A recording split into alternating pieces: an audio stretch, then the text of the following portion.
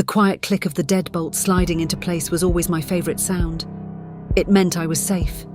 It meant I was home. The smell of my small house, a mix of old cedar furniture, cinnamon, and the dusty pages of my books, was the smell of a life earned, a life I thought was finally simple.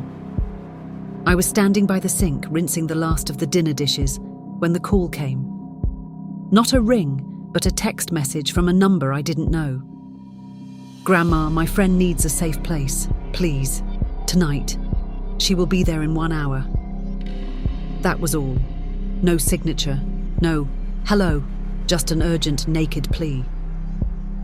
My hands froze, slick with dish soap. The text was from my granddaughter, Eliza. She was 12 and had only gotten her first phone a month ago, mostly for emergencies. She had never, not once, used it to ask for anything like this. My heart, an old, reliable engine, suddenly began to hammer against my ribs. A safe place. Why not her mother? Why not her father? Why me? And who was this friend? Before I dive in, let me know in the comments where you're watching from. And if you enjoy stories like this, please like and subscribe. It helps me keep sharing more. I stood there, staring at the screen, the kitchen light glinting off the wet porcelain, feeling the quiet dread of an old promise being called due. The air in my warm kitchen suddenly felt sharp and cold. What was happening in that house that made a child reach out into the darkness to a number she barely knew? The hour stretched out like a rubber band, tight and agonizing. I paced from the kitchen to the living room, passing the portrait of my son Thomas on the mantelpiece. A smiling, carefree man whose memory I kept alive in every corner of this house. I tried to call Eliza's mother, my daughter-in-law, Sharon. It went straight to a bored, automated voicemail. I tried Thomas. Same thing. The dread was no longer quiet. It was a humming, high-pitched whine that blocked out every other thought. When the knock finally came, it was not the polite, firm rap of a grown-up. It was a rapid, desperate scratching, like a small caged animal. I pulled the door open, my hand shaking so badly I almost fumbled the knob. She wasn't Eliza. Standing on my porch was a girl I had never seen before, and she wasn't alone. Eliza was there, yes, her beautiful red hair matted to her forehead with sweat, her chest heaving as if she'd run the entire 3 miles from her house. But beside her was the friend. This girl was tiny, maybe 8 years old, with skin so pale it was almost translucent, and eyes that were huge, dark pools of bottomless fear. Her clothes were torn, and she was clutching a single worn hardcover book, a copy of Alice in Wonderland, against her chest like a shield.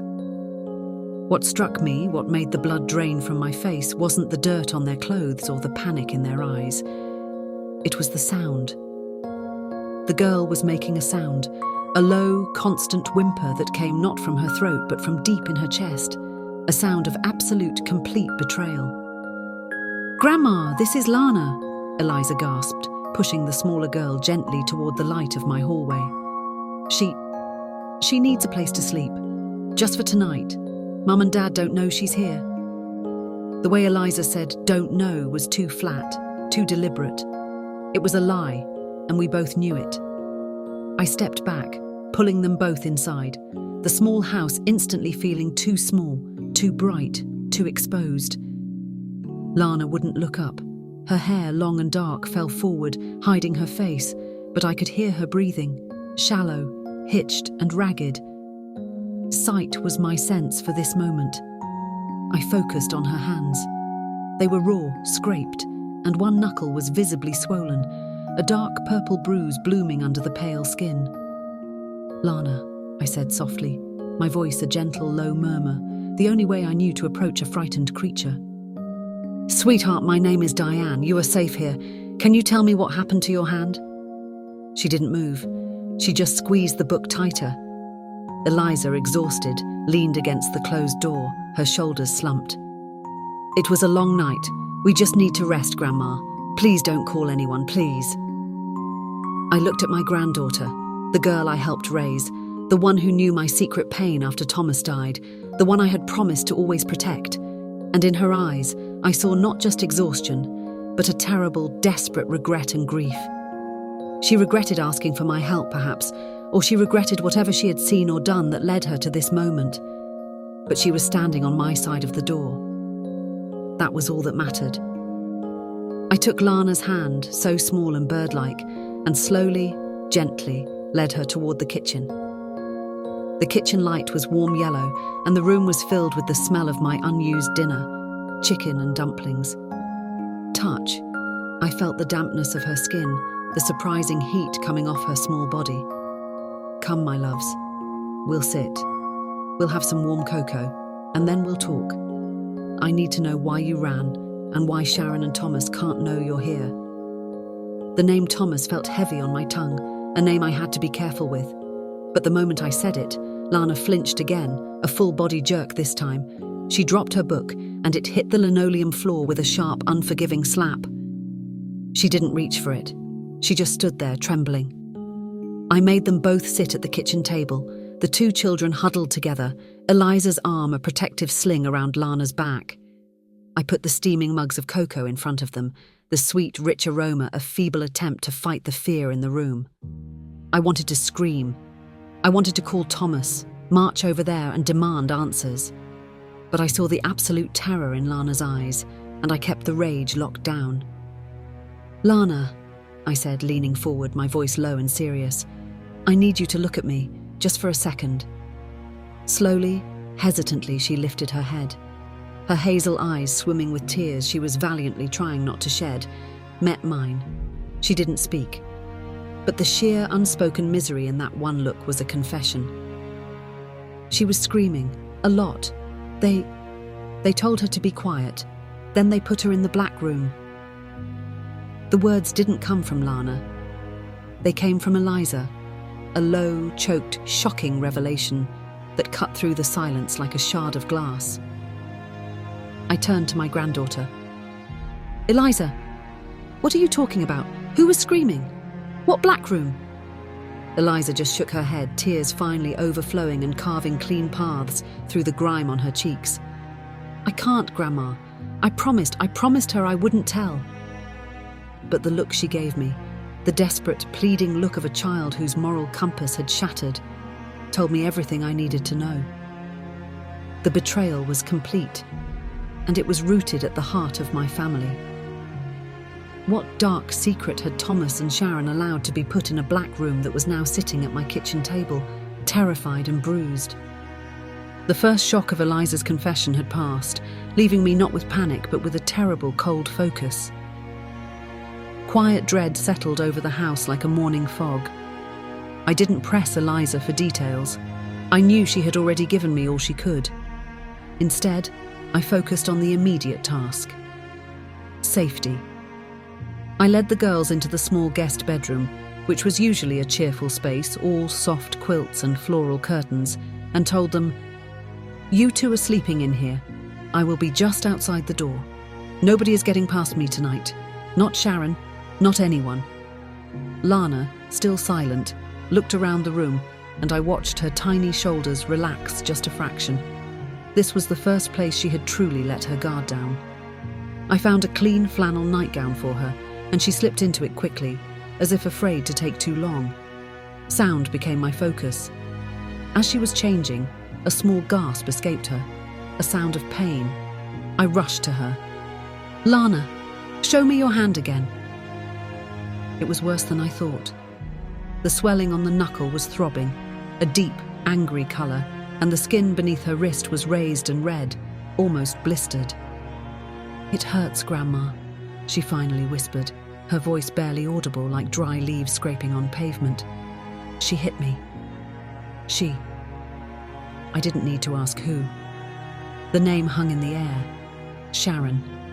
The sweet, beautiful daughter-in-law I had loved like my own. A woman whose temper I knew could flare like dry tinder. But never, ever like this. Do you think I was too forgiving here, believing the best of her for too long? I gently wrapped the hand in a cool, damp cloth, Lana wincing quietly as I tied the knot. Eliza watched, her face a pale mirror of my own horror. Mystery. Hint.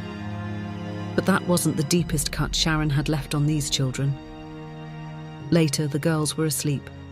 Eliza curled facing the wall, Lana still clutching Alice in Wonderland. I lay in the next room, but sleep was a distant country. Every creak of the old wood floor, every rustle of the leaves outside sounded like a threat. Around 3 a.m., a sound cut through the oppressive silence, a muffled whisper from the guest room. I crept to the doorway and stood there, listening. Lana was talking in her sleep, a terrified, rapid stream of words. "No, not the box, please. The dark lady." The dark lady. Not Sharon, but a nickname, a title, a reflection of the terror Lana felt. The words faded back into quiet whimpering. I knew then that Lana was carrying a secret far larger than a simple argument or a temporary place to hide. This was systematic. This was shock at hidden truth. What was the dark lady's real name? And why did she need a black room to silence a child? The morning broke, grey and cold, but I found a strange kind of calm reflection in the silence of my home. The girls were awake, huddled together on the couch, watching old cartoons. Lana looked less panicked, but still spoke only in murmurs. I made them pancakes, filling the house with the smell of warm syrup and coffee. Eliza finally broke the tension. "Grandma, Lana has something of Thomas's. She didn't bring any bags. It was the only thing she grabbed." She pointed to the chain around Lana's neck, hidden beneath the collar of my flannel nightgown. It was a silver chain, thin and worn, holding a small antique locket, one I recognized instantly. This was the locket Thomas's father, my husband, had given me on our first wedding anniversary. I, in turn, had given it to Thomas on his 18th birthday, telling him, "It's for the one you choose, son. It's for the one who completes our circle." He'd kept it, cherishing it, until he finally gave it to Sharon on their wedding day. Lana was wearing it. Sight. I focused on the locket itself. The silver was tarnished and scratched, and the clasp was broken, hanging slightly ajar. "Lana, where did you get this?" I asked, my voice trembling now. I reached out, and she didn't flinch this time. She let me lift the locket gently. It was empty. But inside the tiny, delicate shell, there was a faint, almost invisible smear of something dark, dried and sticky. "It fell," Lana whispered, her face pale. She was yelling at him, about Thomas, and it fell, and I picked it up. She was yelling at him, about Thomas. Thomas had passed away from an illness 2 years ago. This locket was a symbol of his love for Sharon, a sacred memory. For it to be in Lana's hands, damaged, suggested a struggle, a violent argument that was not just about the child, but about my dead son. Emotional trigger, shock at hidden truth. This wasn't about a friend hiding from her parents. This was a long-hidden secret surfacing suddenly, one that tied Lana directly to Sharon's instability and Thomas's memory. Why did the locket fall during an argument about a man who was no longer here? I called Brenda, my lifelong friend, and asked her to come over. I needed another pair of eyes, a witness to my growing horror.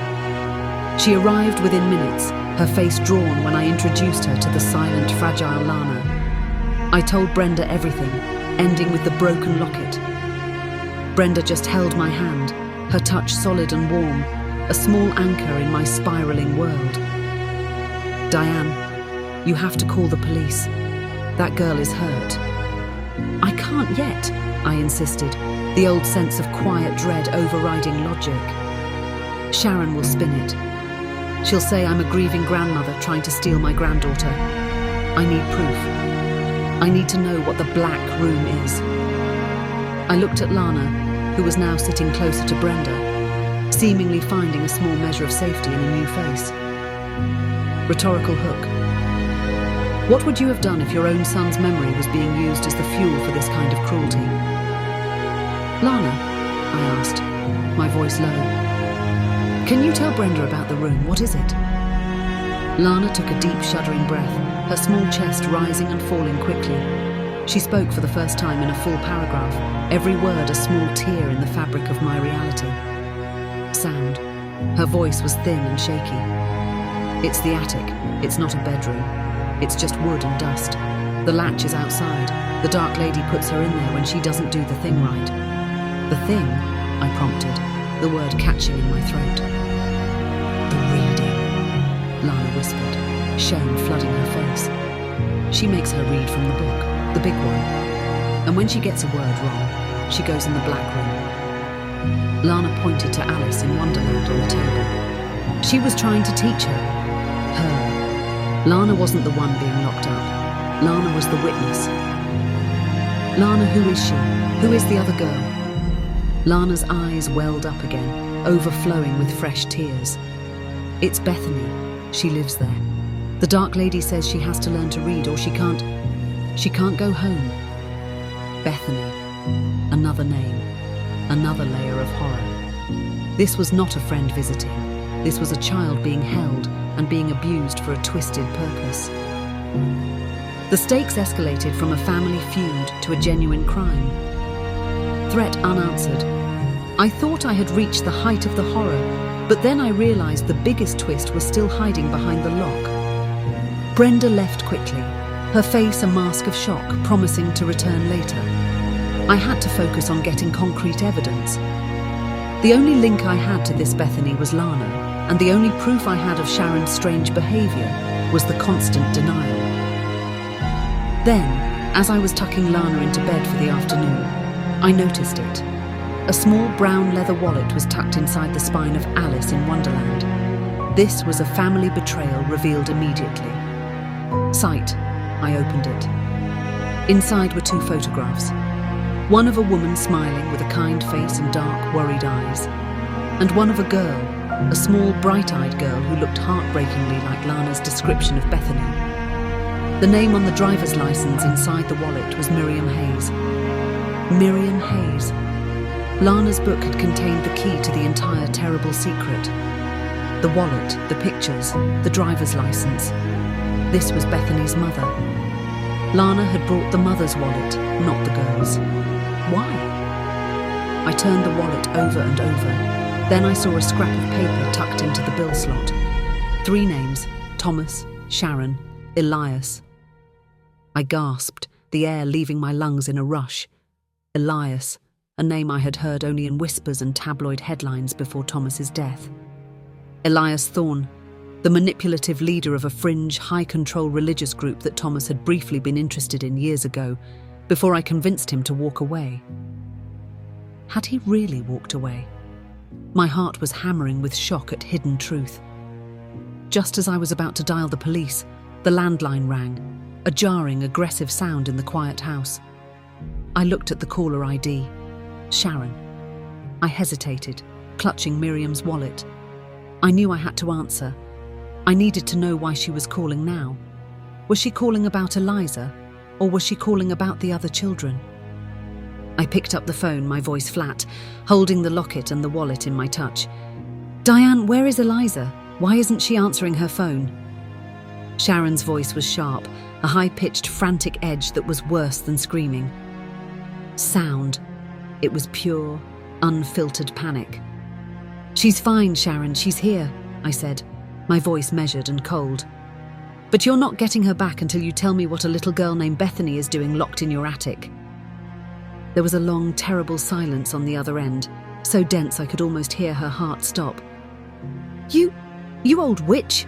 You put ideas in that child's head!" she finally shrieked, her voice cracking. "That girl is trouble. She's a problem. Thomas knew she was a problem and he made me promise to fix it." Emotional trigger. Betrayal. The betrayal was no longer just hers, it was Thomas's too. I felt my chest cave in. "Thomas is dead, Sharon. He's not here to defend himself," I spat. "But I have your husband's locket and I have the wallet of Bethany's mother, Miriam Hayes, and I'm calling the police right now." Her tone instantly switched from rage to pathetic pleading. "Diane, please, don't! Thomas was in too deep with Elias when he died. Elias wanted a child, a clean slate for the temple. He promised Thomas a place in the inner circle for one last favor. I found Bethany. She was from a family Thomas targeted, and I was training her to read the scriptures. It was for Thomas. to honor his memory. Her confession was a torrential, self-pitying flood. Doors left half open. I thought she was just an abuser, but now she was talking about a cult leader and a dead husband's final wish. Did she truly believe this was what my son wanted, or was she covering up a darker truth? This sudden entrance of an unexpected person, the mention of Elias, flipped the entire story. I hung up the phone without another word. There was no point. The truth was out, ugly and complete. I called the police immediately, handing over the wallet and the license and telling them exactly what Lana had seen and what Sharon had confessed. It took less than an hour for the patrol cars to arrive at my street, not an hour later, but right now. I was standing on my porch when they came back from Sharon's house. The physical danger had been real. A young officer approached me, his face grim. Sight, his uniform was dusty, and he was holding a stack of books. "Mrs. Diane," he said, his voice respectful. "We found the girl, Bethany. She's been taken to the hospital. Your granddaughter saved her life. We also found this." He handed me the books he was holding, not just one, but a stack of heavy, leather-bound religious texts. Tucked into the first page of the top book was a single sheet of paper. It was a note, and it was signed not by Sharon but by Thomas. "I did this for us. Elias will protect our family, and Sharon must complete the work. This is the only way." The final betrayal was confirmed. The note was dated 2 days before he died. He didn't just walk away from the cult, he died trying to bring them a child. I felt the paper crumple in my touch. That night, the neighbors came, not to talk to me, but to talk to each other. I watched from my dark living room as they gathered on the sidewalk near my crepe myrtle. Sound, their whispers were loud enough to carry. I knew Sharon was strange. I saw a strange little girl in their window once. We all said nothing. Audience engagement seed. Do you think I was too trusting, or were they all too silent? Their silence was the deepest shame. They had suspected something, but kept their mouths shut to avoid trouble or gossip. I realized the lack of stakes wasn't just in their lives, but in their courage. The truth was finally out, but the air still felt heavy with the ghosts of children. Discovery of an object that changes everything. The note proved my son, my beloved Thomas, had orchestrated the crime. The next morning, the sun broke through the clouds, bathing my small house in a blinding, painful light. The police were gone. The reporters were gone. Sharon and her brother, Evan, who had tried to run interference with the officers, were in custody. Bethany was safe, and her mother, Miriam Hayes, had been found and reunited with her daughter. The final strange twist. Miriam Hayes was not Lana's mother. Lana was. Lana was Bethany's older sister, having run away from a different kind of neglect a year ago and finding refuge with Thomas and Sharon, becoming the quiet, terrified witness to the abuse of her younger sibling. My entire understanding of who was who had been wrong, yet the truth remained the same.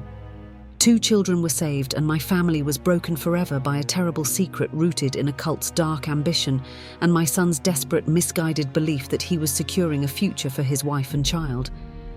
I took Eliza and Lana to the park. We didn't talk about the black room or Thomas.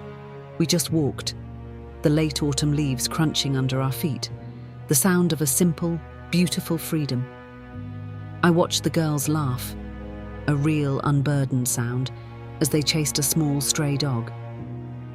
Later, I sat in my living room, looking at Thomas's picture. I whispered, "I didn't keep your secret, son. I kept my promise to them." The final lesson, the one that ties everything back to that text message. The greatest acts of loyalty are not to the dead, but to the living. Courage is the muscle you build when you choose to break the silence for someone who cannot speak for themselves. I didn't utter the final phrases about courage and loyalty. Instead, I stood at the window, the cold light of dawn slicing through the dusty glass, and watched the taillights of the last police cruiser vanish around the corner. The silence that fell back over the house was unlike any quiet I had ever known. It wasn't comforting, it was hollowed out, vibrating with the echoes of confessions and the ghost of the man I had loved. I walked to the mantelpiece.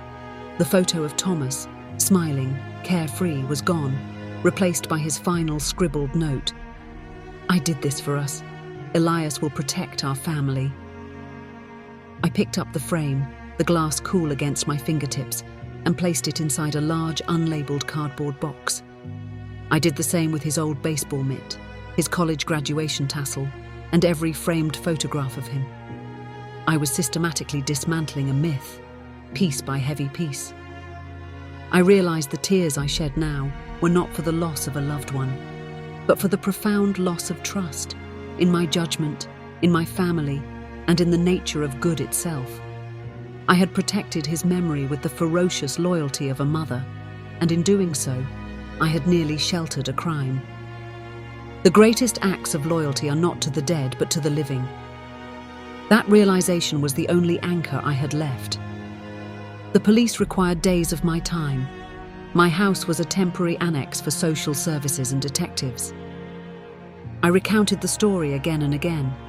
The text, the knock, the swollen hand, the whispers of the black room, and Sharon's hysterical confession linking Thomas to Elias Thorne. The detectives were meticulous, focusing intensely on the name Elias. They showed me grainy photographs of the cult leader, a man with piercing, unsettling eyes and a predatory smile. "He's slippery, Mrs. Diane," a detective named Miller explained, leaning across my kitchen table. "He doesn't leave fingerprints. He leaves followers who do his dirty work, people like your daughter-in-law." Miller confirmed the final, twisted detail of the children's connection. Lana was Bethany's older sister. Lana, having run away from a troubled family, found refuge with Sharon and Thomas, only to become the quiet, terrified witness when her younger sister Bethany was kidnapped by Thomas for the cult. Lana's act of running to me, her grandmother, was not a request for a sleepover. It was the desperate choice of a sister sacrificing her own safety for the life of her sibling. This single act of courage was the only thing that redeemed the night. The conversation moved to the legal quagmire. Sharon's brother Evan, who had tried to block the police, was released with a warning, but Sharon was being held without bail. The charges were severe: aggravated kidnapping and conspiracy. The evidence, the note, the witness testimonies from Eliza and Lana, and the state of Bethany, was overwhelming. Yet the main target, Elias, was still nowhere to be found. "He targeted Thomas, didn't he?" I asked Miller, the question heavy with a lifetime of guilt. Miller nodded slowly. "Thomas was vulnerable, terminal illness, desperate for meaning, and with a respectable family life he could exploit. Elias promised him salvation and a safe place for his family in the inner circle in exchange for providing a pure vessel, Bethany." He sighed, running a hand through his hair. "It's classic cult exploitation, Mrs. Diane. You didn't fail, Thomas. Elias destroyed him long before he died." That statement, while meant to comfort, only deepened the sting. I had lived 2 years under the shadow of perfect grief, only to learn the true shadow was far more sinister. The memory of Thomas was not a wound that would heal, it was a permanent scar etched by betrayal. I spent the rest of the day with Eliza.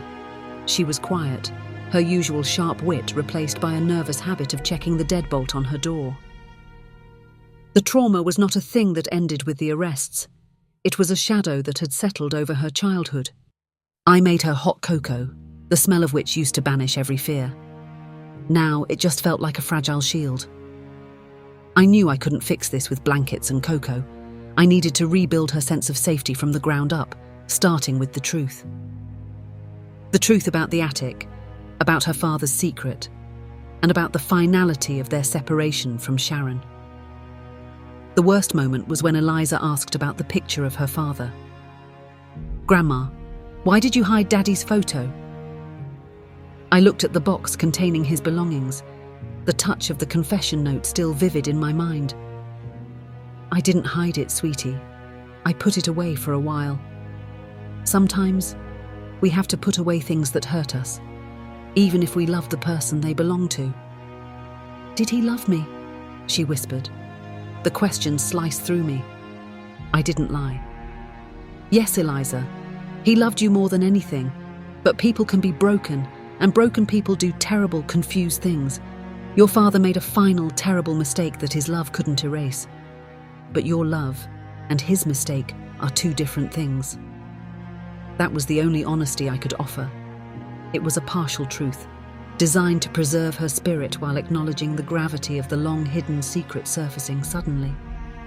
The local news media, starved for a scandal that involved an insidious cult and child abuse, descended upon the quiet streets of our neighbourhood like vultures.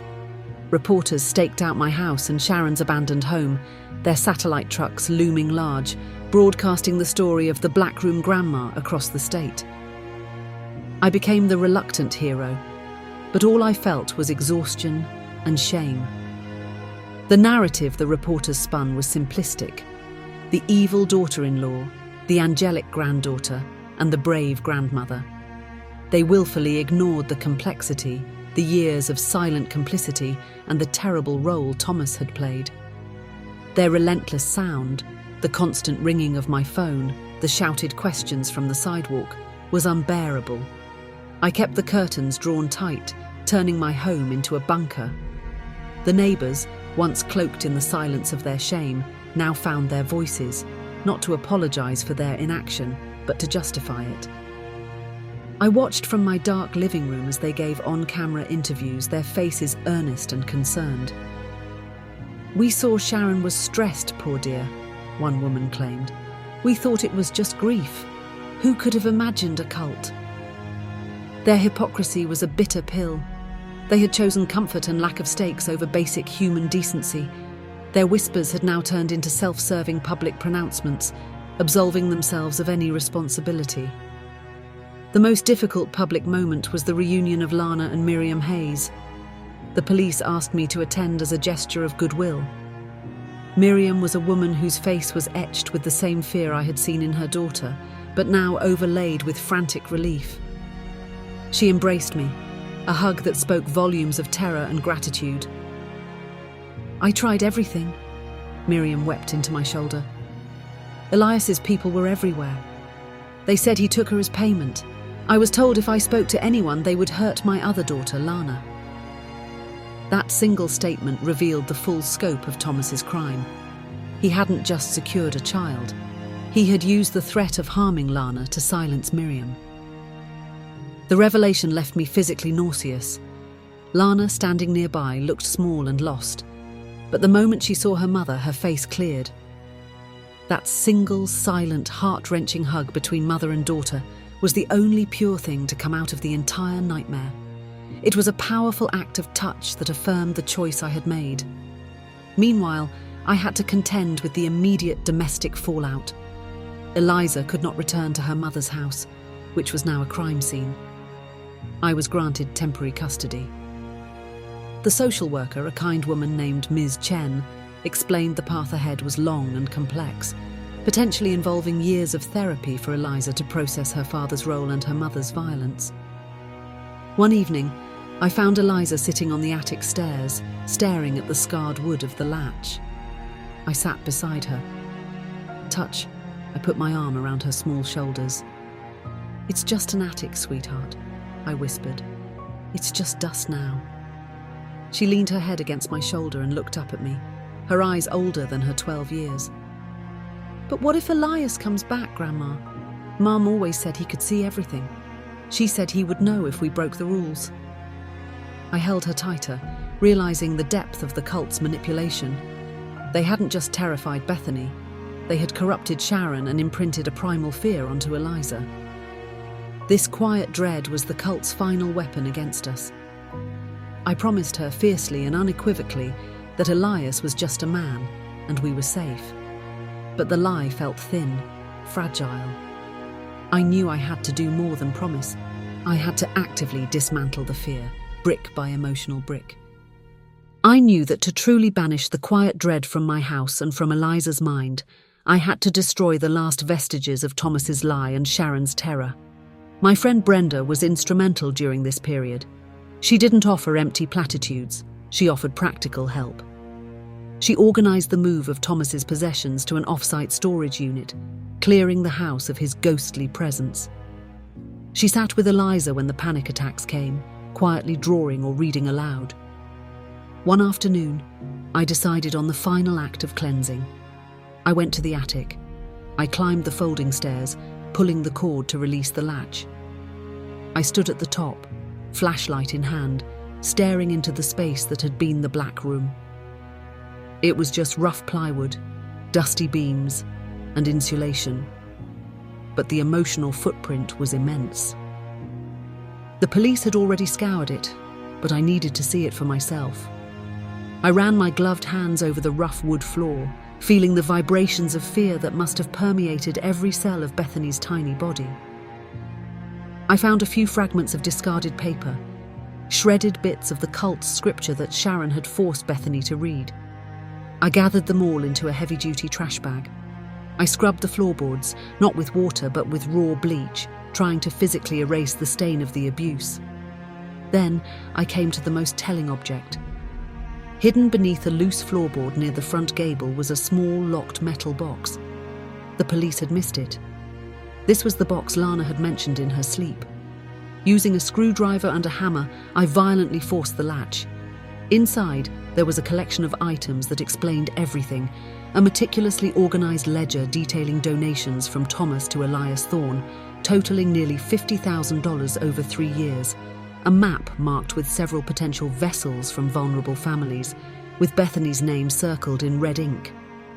But the final item was a small leather-bound diary, Sharon's handwriting. I read it, standing in the cold attic air, watching the late afternoon sun filter through the vents. Her entries weren't those of a monster, but of a deeply broken woman desperate for validation. She wrote about Thomas's final promise, that completing the task, training Bethany, was the only way they could be together in Elias's promised afterlife. She believed Thomas was literally watching her from the inner circle. Her abuse wasn't malice, it was a perverted form of misguided love driven by cult indoctrination. The last entry, dated the day before Lana ran, was a scream of delusion. The dark one is getting stronger. The child is resisting. I must use the silent dark to break her, for Thomas, for our eternity. I am doing this for Thomas. I closed the diary, the weight of the book heavy in my hand. This wasn't just physical evidence, it was the psychological anatomy of their betrayal. I took the box, the ledger, and the diary, and marched downstairs. I called the detective, Miller, and told him what I found. He arrived immediately, his professionalism unable to hide his astonishment. The evidence was irrefutable. This locked box was the final, devastating proof they needed to link Elias directly to the kidnapping, strengthening the case against Sharon, and opening a full federal investigation into the cult leader. As I watched the detective leave with the metal box, the house felt lighter. The physical evidence of the nightmare was finally gone. But the spiritual residue remained. I walked to the mantelpiece, picked up the note signed by Thomas, and placed it back into the storage box, sealing it with heavy tape. The picture frame now stood empty. I had completed the cleansing of my home. The cleansing of the attic was the beginning, not the end. The house was clean, but my world was not. The legal proceedings dragged on, a slow, agonizing public airing of my family's tragedy. Sharon's defense argued insanity, fueled by the manipulative influence of Elias Thorne. The jury heard the tapes of my frantic call, saw the pictures of Bethany's injuries, and read the note signed by my son. The verdict was inevitable, but the process was scarring. My focus became Eliza. I enrolled her in a specialized program for trauma recovery. Her therapist urged me to let her guide the conversation about her mother and father. I learned to sit with her silence, to honor her anxiety, and to understand that her new normal was one that contained a fundamental instability, a knowledge that the monsters in the stories could, in fact, be the people who tuck you in at night. We made a ritual of checking the deadbolt every night. It wasn't about security, it was about reclaiming control. Every night she would touch the cold brass, confirm the click, and say, "We are safe, Grandma." The touch of that simple metal was her anchor. One cold afternoon, I was speaking to Miriam Hayes on the phone. Lana and Bethany were adjusting to life back with their mother, but the shadow of Elias still loomed. Miriam told me the police had called her. They lost him, Diane. Elias Thorne. He disappeared. The evidence from your box led them to his compounds, but he was gone. He took everything and vanished. Emotional trigger. Lingering uncertainty. The news hit me like a physical blow. The great enemy, the source of all the evil, was free. He was out there, an invisible threat, a poisonous seed waiting for new broken ground to land on. My promise to Eliza, that Elias was just a man and we were safe, now felt like a hollow, dangerous lie. I went to the front window that evening, pulled back the curtain and stared out at the quiet street. The neighbours' houses were dark, still cloaked in the silence of their shame and relief. But I was no longer looking for their redemption. I was looking for him. Under the cold light of the street lamp, in the deep shadows between the houses, I thought I saw something move. A fleeting sight, a shape too tall, too still, that vanished the moment I blinked. Was it just the wind, or was it the shadow of Elias, a man who always seemed to know when his circle was broken? I stood there for a long time, my hand resting on the heavy brass deadbolt. The quiet click of that lock had always meant safety. Tonight it felt less like a seal against the world, and more like a final thin barrier against the things we could never truly outrun. I was safe, but I was not whole. My life had been restored to simplicity, but it would forever be defined by the terrible whispered truth that had finally crossed my threshold. The silence in my house now contained a secret that could never be unlearned, and a quiet dread that I knew would stay with me until the day I died. The only hope I held on to was the sound of my granddaughter's breath, rising and falling, a sound that proved that I had chosen loyalty to the living. But even that sound was mixed with the silence of the man who got away. And that's the end of my story, but not the end of the dread. If you've made it this far, you understand the courage it takes to break the silence. Don't be the silent neighbour in your own life. Please like and subscribe if this story resonated with you, and hit that notification bell so you don't miss the next truth. And tell me in the comments, what would you have done with the note from Thomas? Would you have kept his secret? Your comments keep these stories alive. Thank you for listening.